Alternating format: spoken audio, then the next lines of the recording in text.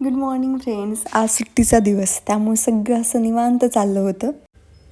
नाश्त्याला आज मी पेसरट्टू बनवला होता, म्हणजे हिरव्या मुगाचा डोसा आणि सोबत स्पेशल अशी चटणी.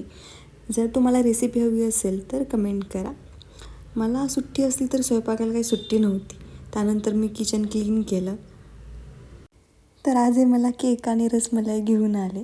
केक तर आम्ही संपवला आणि म्युच्युअली असं डिसाईड केले की रसमलाई उद्यासाठी आपण ठेवूया, म्हणून फ्रीजमध्ये ठेवून दिली. त्यानंतर मला असंच मस्ती सुचली. बिचारे काम करत बसले होते, तर मी त्यांना असा कलर लावला.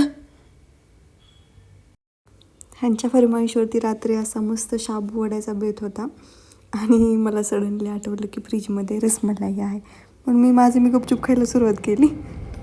कोण पकडलंय? चोर पकडलाय.